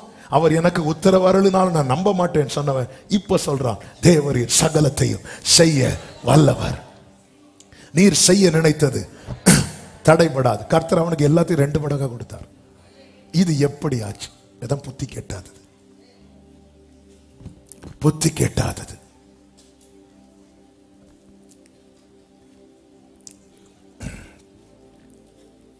விசுவாசி அவன் என்றும் பதறான். அவிசுவாசம் வருதா? ஒரு தகப்பன் மகனை அழைத்து கொண்டு போகும்போது இயேசுவின் இடத்துல அந்த மகனுக்கு ஒரு விடுதலைக்காக கேட்கிறான். இயேசு சொல்றார், விசுவாசித்தால் ஆகும், விசுவாசிக்கிறவனுக்கு எல்லாம் கூடும் சொல்லும் போது, ஆண்டவரை விசுவாசிக்கிறேன், ஆகிலும் என் அவிசுவாசம் நீங்கும்படி ஆண்டவர்கிட்ட சொல்லுங்க, ஆண்டவர் என்னுடைய அவிசுவாசத்தை கடிந்து கொள்வீராக. ஆமென். கடல்ல மூழ்கிறவனுக்கு ஆறுதலின் வார்த்தை இல்லங்க சொல்லணும். கர்த்தர் சொன்ன ஊமையில கூட ஒருத்தர் எருசலேம்ல இருந்து எரிகோவுக்கு போகிறான். போகிற வழியில கள்ளர் கையில் அடிபட்டு குற்றுயிராய் கிடக்கும் போது அவன் எருசலேம்ல இருந்து எரிகோவுக்கு போனதே தப்பு. ஆமா. ஆனா அந்த இடத்துல அதை பார்க்காம அவனுக்கு மேல மனதுருகி அவனை சேர்த்து இப்படி எல்லாம் சொல்லிட்டு இங்க என்னடானா ஒருத்தன் இயேசுவை நம்பி கடல்ல இறங்குறான். படகுல இருக்கும்போது ஆவேசம் என்று கத்துனான். படகுல இருக்கும்போது ஆவேசம் என்ன அர்த்தம்? பேய்ங்கிறான். எப்போ இருக்கும்போது? சேஃப். நம்ம சேஃபா இருக்கும் போதெல்லாம் நம்ப மாட்டோம். அதனால ஆண்டவர் கொஞ்சம் இறக்கி விடுவார். அடுத்து சொல்றான், நீரே ஆனால் என்னை கடல் மேல் நடந்து உம்மிடத்தில் வர கட்டளையிடும். உனக்கு இன்னும் டவுட் தெரியலையா? வா. இப்ப 4 ஸ்டெப் எடுத்து உள்ள வைக்கதும் பொசுக்குன்னு உள்ள போட்டார். இப்ப கத்து ஆவேசம்னு. இப்போ சொல்லு, நீரே ஆனால் இல்ல. இப்ப சொல்ற, ஆண்டவரே. அப்போ போட வேண்டிய இடத்துல போட்டா கரெக்டா. ஆமென். என் ஜனமாகிய குமாரத்தை வேறு எந்த பிரகாரம் நடத்துவேன்? நமக்கு காத்து போட்ல மட்டும் அடிக்கிறதுனால நமக்கு ஒண்ணும் தெரிய மாட்டேங்குது. அல்லேலூயா. நம்மை தேவன் பாதுகாப்பாய் வைத்திருக்கிறார். அந்த இடத்துல பாருங்க, அவன் கையை பிடித்து, கையை விட்டுட்டு இல்ல, கையை பிடித்து அற்ப விசுவாசி என்றார். நம்ம மக்கள்லாம் கையை பிடிக்க மாட்டாங்க, அற்ப விசுவாசின்னு சொல்லிட்டு கொஞ்சம் மண்ணையும் போட்டுட்டு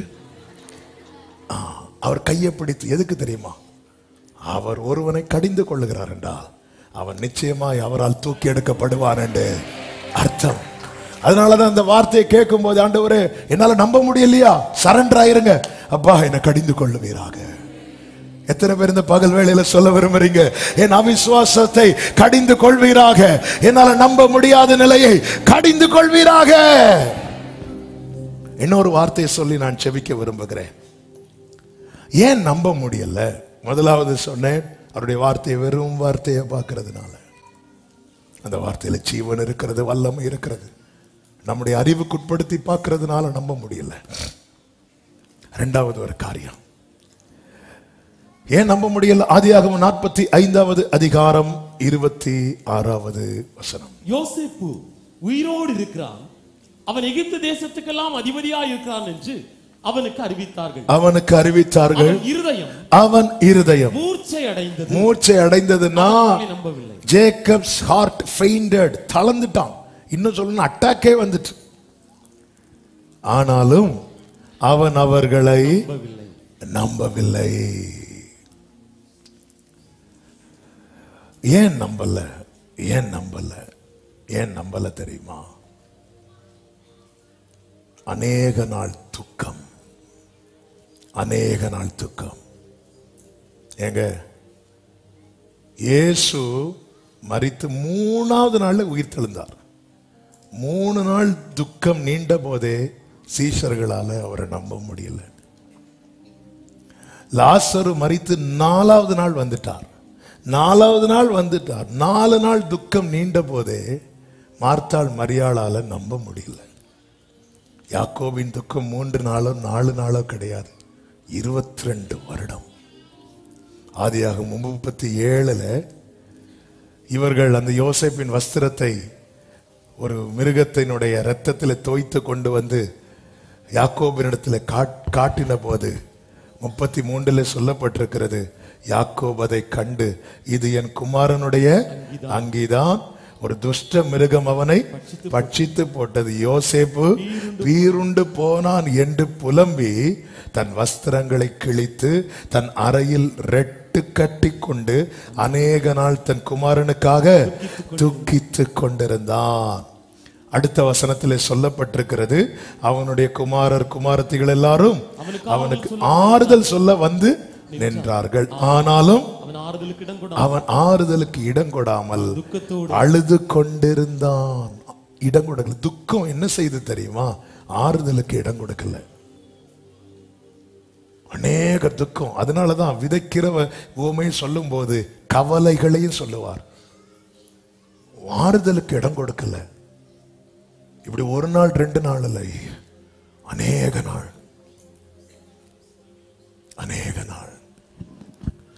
இப்போ அவனுக்கு வார்த்தை வருது,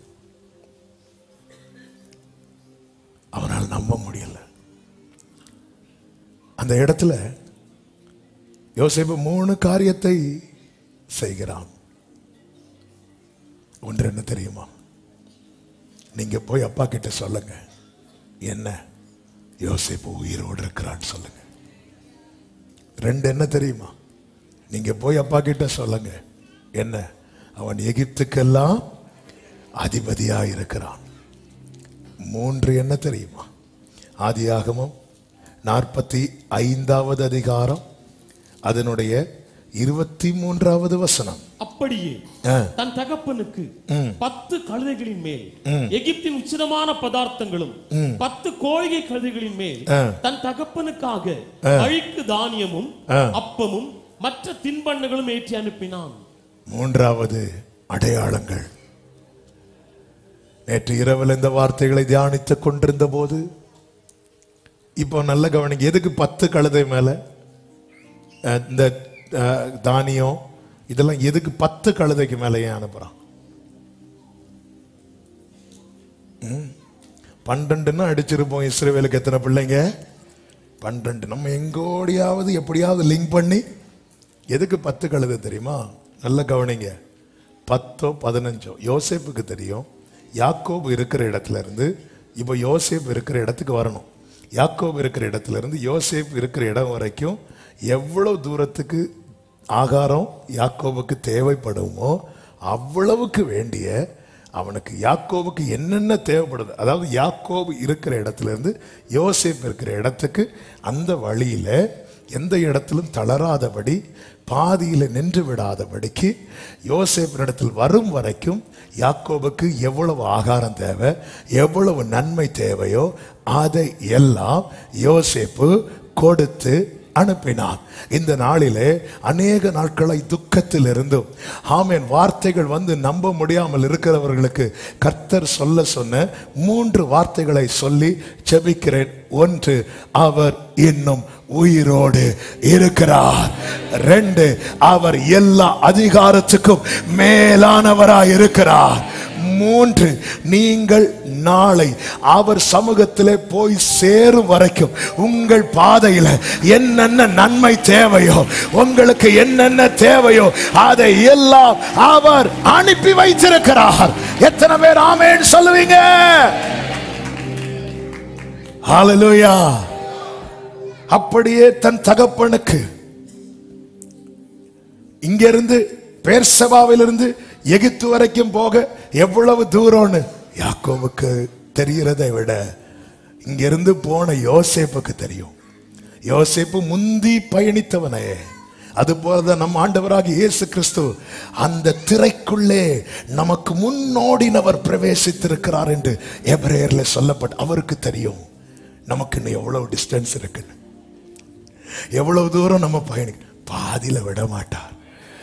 ஆமென். ஆண்டவரே வயசாகுது ஆண்டவரே. ஆமென். இல்ல இல்ல ஆமென். காலம் என்ன காலம் தெரியுமா? பஞ்சகாலம். பஞ்சகாலம். யாக்கோபு இருக்கிற இடத்துல இருந்து இந்த யாக்கோபு நாளைக்கு எங்க வர போறான்?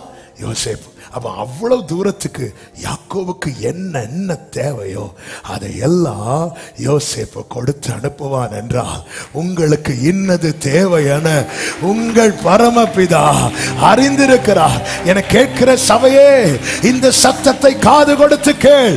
நீ அவர் சமூகத்தில் போய் சேரு மட்டும் உன் வாழ்விற்கு என்ன தேவையோ அதை எல்லாம் பரத்திலிருந்து நம்புறவங்க மட்டும் எப்படி உங்களுக்கு தேவனை மகிமைப்படுத்த தோணுதோ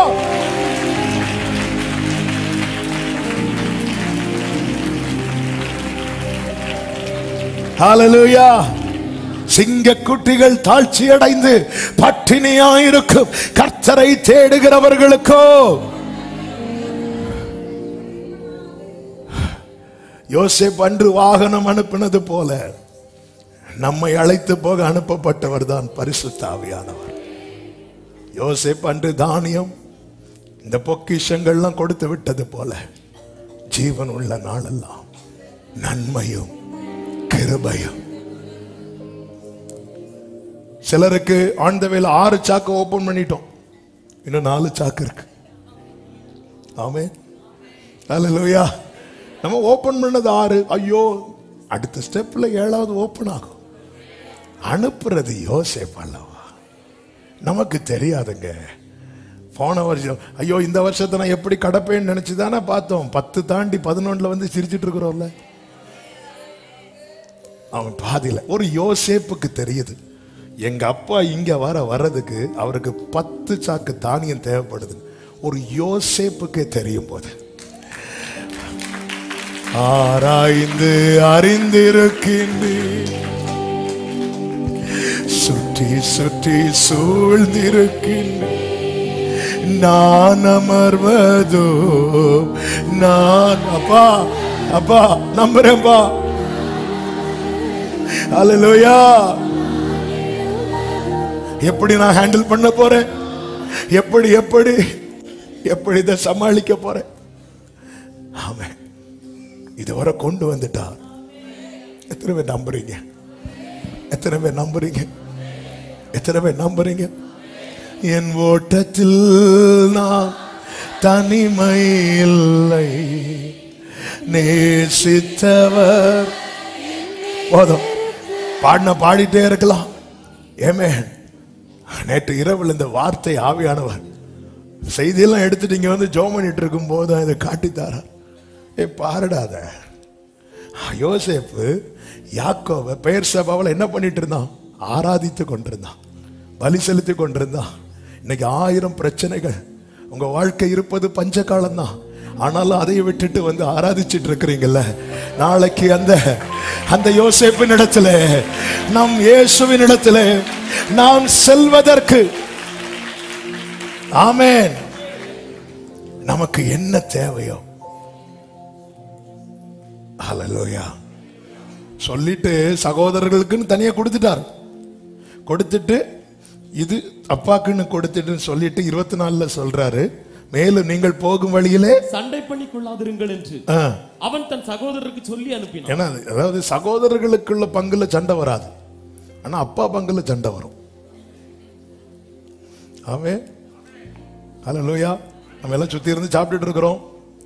நம்ம எல்லாம் வீட்டில் சிக்கன் வைங்களேன், சகோதரர்கள்லாம் சாப்பிட்டுட்டு இருக்கும்போது சகோதரர்கள் பிளேட்ல இருக்க சிக்கன் தீந்துட்டு, ஆனா அம்மா பிளேட்ல சிக்கன் இருக்கு. எல்லா கண்ணும் எங்க போகும் தெரியுமா? சகோதரர்களுக்கு ஏற்கனவே சாக்கு கொடுக்கும்போது சண்டை பண்ணாதீங்கன்னு சொல்லல. ஏன்னா இது அப்பாக்க பங்கு. அப்பாக்க பங்குனாலே கண்டிப்பா என்ன வரும்? சண்டை வரும். அழகா சொல்லி கொடுக்கிறார். நான் இது சொன்னதுனால டச் பண்ணேன். ஆனா இது எதுக்கு தெரியுமா இந்த வார்த்தை? இது அப்பாக்குரியது. இந்த 10 சாக்குல ஒரு சாக்கு கூட அவருக்கு மிஸ் ஆகக்கூடாது. அவருக்கு மிஸ் ஆயிட்டுன்னா எகிப்துக்கு முந்தின ஸ்ட்ரீட்ல யாக்கோபு ஃபெயிண்டாகி விழுந்துருவார். தேசத்தின் கானான் தேசத்தின் நன்மையை புசிக்கிறது வரைக்கும் மன்னா கொடுக்கப்பட்டது. எப்பொழுது தேசத்துல கால் வைத்து நன்மையை புசித்தார்களோ மன்னா நிறுத்தப்பட்டது. அப்ப ஆண்டவருக்கு தெரியும் இவனுக்கு எவ்வளவு காலம் நன்மையும் கிருபையும் தொடர பண்ண வேண்டும் என்று. தாயின் வயிற்றில் இருக்கும் போதே மரண போராட்டத்தை சந்தித்தவர்கள் உண்டு, டெலிவரி டைம் போராட்டத்தை சந்தித்தவர்கள் உண்டு, சின்ன வயசுல சந்தித்தவர்கள் உண்டு. அங்க எங்கேயும் ஓட்ட முடியாம இவ்வளவு தொடர காரணம் என்ன?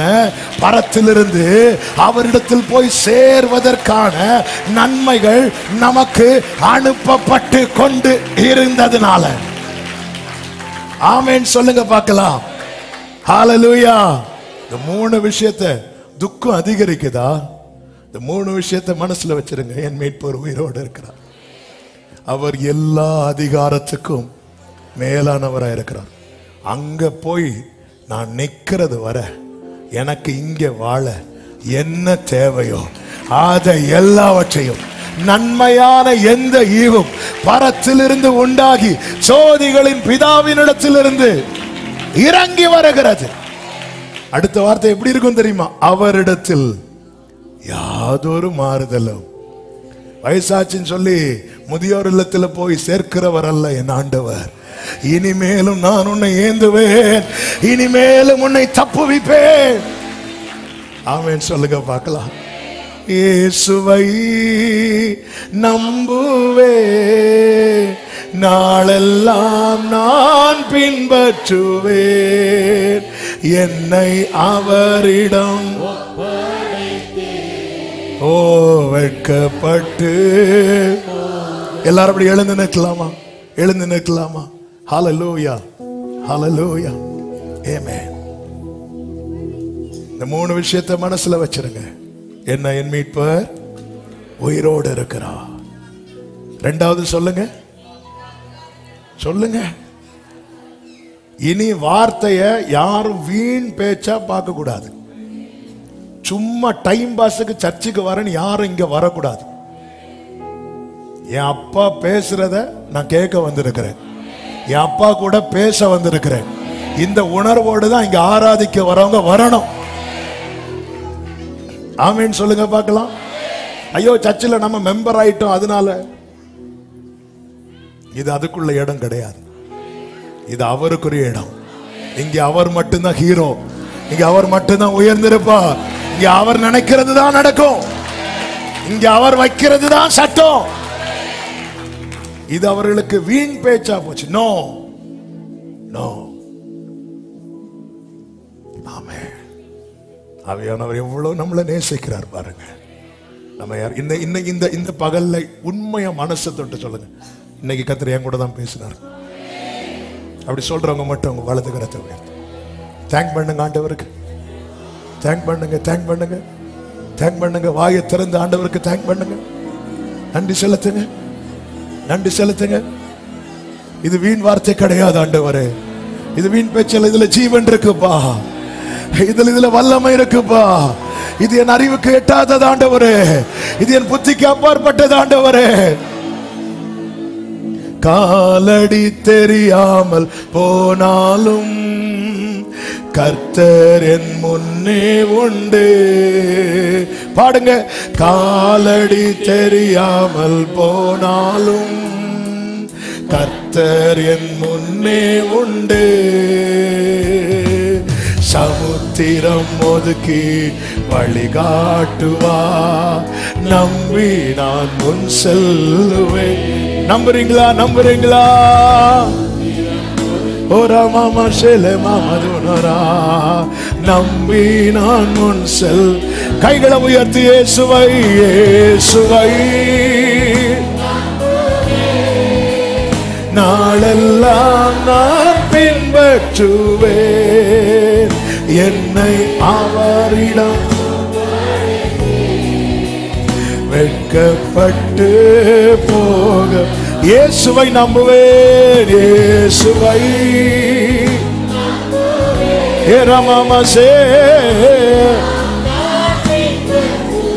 என்னை அவரிடம் ஒப்படைத்தேன். கொடுத்துருங்க, அப்படி கொடுத்துருங்க. வெட்கப்பட்டு வனாந்திரமே, வனாந்திரமே வாழ்க்கை ஆனாலும் எஸ் கர்த்தரின் பக்கம் உண்டு. வனாந்திரமே அப்பா பக்கத்துல உண்டு சகோதரா. கர்த்தர் நம்புறவங்க வலது கரத்தை உயர்த்தி இடது கரத்தை இருதயத்தில் வைத்து வேண்டியதை அவர் பார்த்து கொள்வார். நம்பி நான் முன் செல்லுவேன். பாதியில விட மாட்டார். இன்னும் ஓபன் பண்ண வேண்டிய சாக்கு இருக்கிறது. இன்னும் ஓபன் பண்ண வேண்டிய சாக்கு இருக்கிறது. இயேசுவை நம்புவேன். இயேசுவை ஓ ராமரே ஆமென். என்னை அவரிடம் வெட்கப்பட்டு போக மாட்டேன். எஸ் எஸ் எஸ் இயேசுவை நம்புவேன். இயேசுவை ரலமம் ரதனமம் ரதனலரம் ஆமென். என்னை ஹல்லேலூயா வெட்கப்பட்டு இங்கே நான் பரதேசியானாலும், இங்கே நான் பரதேசியானாலும் அங்கே ஒரு இடம் உண்டு.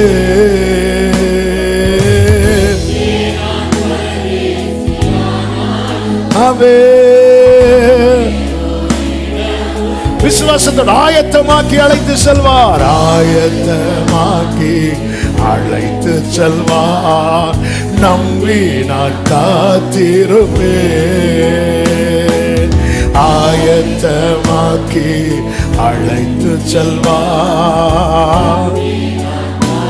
இயேசுவை நம்புவேன். இயேசுவை நம்புவேன்.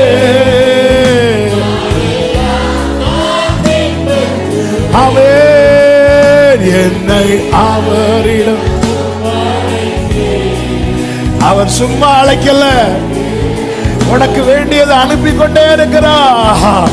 ஒவ்வொரு நாளை நீ கடப்பது அவர் அனுப்பின நன்மையினால, ஒவ்வொரு நாளை காண்பது அவர் அனுப்பின கிருபையினால. ஓ ராமா ஷேலே மாமதரே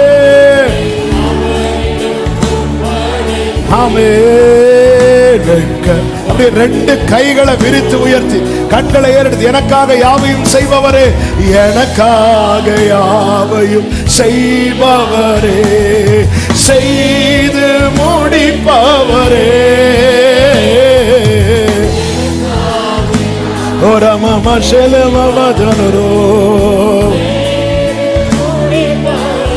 என் பாரங்கள், என் பாரங்கள் அப்படியே விட்டுருங்க, அப்படியே விட்டு கொடுத்துருங்க.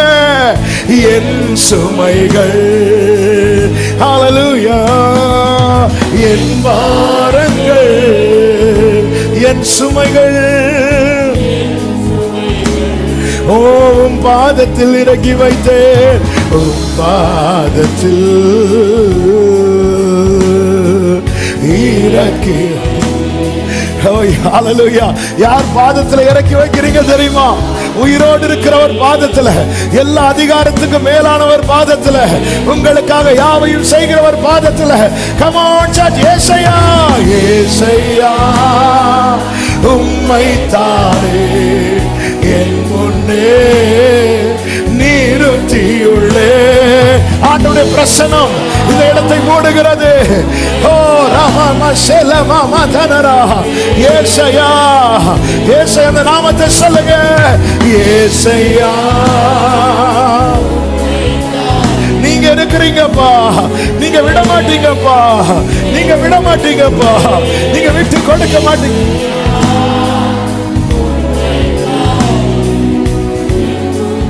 ஜீசஸ். சபையை இந்த வார்த்தையை உங்கள் மனதில் குறித்து வைத்துக் கொள்ளுங்கள். இந்த பூமியில உங்களுக்கான நன்மையும் கிருபையும் முடிந்து விட்டது, இனி இல்லை என்கிற ஒரு நிலை வருதுன்னா புரிந்து கொள்ளுங்க. அடுத்த ஸ்டெப் நீங்க மகிமையில இருப்பீங்க. அது வரைக்கும் கர்த்தர் உங்களை விட்டு விலக மாட்டார், உங்களை கைவிட மாட்டார். ஆமென் சொல்றவங்க நல்ல கைகளை தட்டி ஜீசஸ். ஹல்லேலூயா. கர்த்தரை என்றென்றைக்கும் நம்புங்க. ஒரு விஷயம் மாத்திரம் உங்க வலது கரத்தை உயர்த்து, உங்க இடது கரத்தை இருதயத்தில் வைத்து, ஆண்டவரே உங்களுக்கு என் விசுவாசம் நல்லா தெரியும். பேதுரு அமிழ்ந்த பேதுருவை கையை பிடிச்சு அவன் அவிசுவாசத்தை கடிந்து அவனை மீண்டும் தூக்கி விட்டது போல என்னை தூக்கி விட்டுருங்க, என்னை தூக்கி விட்டுருங்க, என்னை தூக்கி விட்டுருங்க. என்ன வந்தாலும் என்னேச மீட்பரை யார் கைவிட்டாலும் பின் செல்வேன், யார்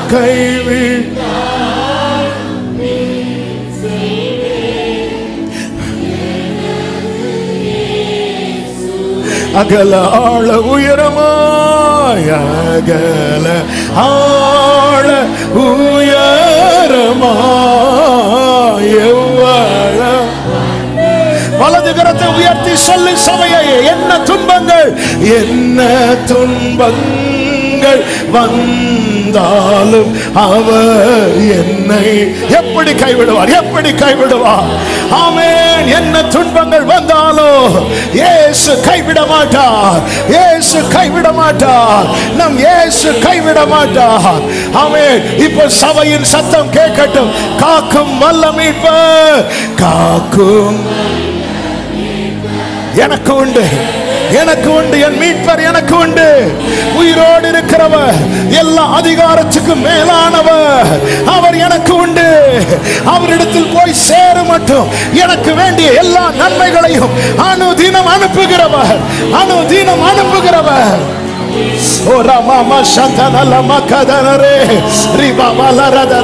நல்ல கைகளை தட்டி முழு பலத்தோடு, முழு பலத்தோடு, முழு பலத்தோடு. Yes yes yes. ஹல்லேலூயா. ஷமகதனலரா. எஸ், கர்த்தர் நல்லவர். அதனாலதான் யோபு சொல்லுகிற, நான் போகும் வழியை அவர் அறிவார். அன்பு சகோதரா சகோதரி, பஞ்ச காலத்துல எங்கிருந்து இந்த தானியம் வருது? இது யோசேப்பினிடத்துல இருந்து வருது. அதனாலதான் வேலைக்காரருடைய கண்கள் தங்கள் எஜமான்களின் கையை நோக்கி இருக்குமா போல் எங்கள் கண்கள் அப்போ உங்களை அப்படி ரெண்டு கையை உயர்த்தி கண்களை ஏறெடுத்து சத்தமா இயேசுவேன்னு சொல்லுங்க பார்க்கலாம். இன்னும் சத்தமா இயேசுவேன்னு சொல்லுங்க பார்க்கலாம். இன்னும் சத்தமா இயேசுவேன்னு சொல்லுங்க. நீங்க நடத்துங்கப்பா, தாழ்த்தி அர்ப்பணிக்கிறோம். பரிசுத்த பிதாவே, நல்ல தகப்பனே, உம்முடைய பிரசன்னத்துக்காக நன்றி. கிருபையா உங்க சமூகத்துல கொண்டு வந்து ஆண்டவரை பாட துதிக்க ஆராதிக்க வைத்து எங்கள் நிலை அறிந்து எங்களோடு பேசி மங்கி இருந்த விசுவாசத்தை மீண்டும் தட்டி எழுப்பி கர்த்தர் எல்லாம் பார்த்து கொள்வாருங்கிற நம்பிக்கை எங்களுக்குள்ளே ஊட்டி எங்களை நடத்துகிற கிருபைகளுக்காக ஸ்தோத்திரம் ஆண்டவர். பல நேரத்துல எங்களுக்கு அறியாதத எங்களுக்கு அறிந்தது போல நாங்க பேசி விடுகிறோம். எங்களை மன்னிப்பீராக. உம்முடைய திட்டம் பெரியது. நீர் வார்த்தை மாத்திரம் அனுப்புகிறவர் அல்ல, எங்கள் வாழ்வின் பயணத்துக்கு வேண்டிய நன்மையும் சேர்த்து அனுப்புகிறவர். எஸ் லார்ட், உங்க பாதத்தில் எங்களை அப்படியே வைக்கிறோம், பணிந்து முத்தமிடுகிறோம். ஆண்டவரே, ஒவ்வொருவருக்காக ஆலயத்துக்குள்ள கீழே ஆன்லைன்ல எத்தனை பேர் ஆண்டவர் கண்ணீரோடு உங்க சமூகத்தில் இருக்கிறார்கள் என்பதை அறிவி. ஒவ்வொருவருக்குள்ளும் இந்த நம்பிக்கையை கர்த்தர் உறுதியாய் நிறுத்தி நடத்தி ஆசீர்வதிப்பீராக. ஆமென். யோசேப்பை பார்க்க யாக்கோபு புறப்பட்டார். அவன் வழியில யாக்கோபு சாகல. யோசேப்பை கண்டு கழுத்தை கட்டி பிடித்து ரொம்ப நேரம் அழுதாங்களா ரெண்டு பேரும். இதே போல நாளை மணவாளன் வரும்போது அவர் சமூகத்துல போய் அவரை கட்டி அணைத்து, அது மட்டும் உனக்கு என்னென்ன தேவையோ அதை தந்து நடத்துவார் சகோதரா, அதை தந்து நடத்துவார் சகோதரி. நீ கலங்காதே. இதுவரை உன்னை நடத்தவில்லையா? இதுவரை உன்னை நிறுத்தவில்லையா? இதுவரை உன்னை போஷிக்கவில்லையா? கர்த்தர் உண்டு. ஒவ்வொருவரும் இந்த நம்பிக்கையில பலப்படுத்தும், கண்மணி போல காத்துக்கொள்ளும், சாட்சியாய் நிறுத்தும். மகிமை கனம் துதி ஸ்தோத்திரங்கள் அனைத்தும் ஒருவருக்கே செலுத்துகிறோம். இரட்சகர் இயேசுவின் நாமத்தில் பிதாவே, ஆமென். என் ஆத்துமாவே கர்த்தரை ஸ்தோத்திரி, என் முழு உள்ளமே அவருடைய பரிசுத்த நாமத்தை ஸ்தோத்திரி. என் ஆத்துமாவே கர்த்தரை ஸ்தோத்திரி, கர்த்தர் செய்த சகல உபகாரங்களை மறவாதே. ஆமென். நம்முடைய கர்த்தராகிய இயேசு கிறிஸ்துவின் கிருபையும் பிதாவாகிய தேவனுடைய அன்பும் பரிசுத்த ஆவியானவருடைய ஐக்கியமும் சிநேகமும் பாதுகாவலும் நம் அனைவரோடும் எல்லா பரிசுத்தவான்களோடு கூட கர்த்தருடைய வருகை மட்டும் தங்கி இருப்பதாக. ஆமென். ஹalleluya. God bless you. கர்த்தர் உங்களை ஆசீர்வதிப்பாராக. ஆமென்.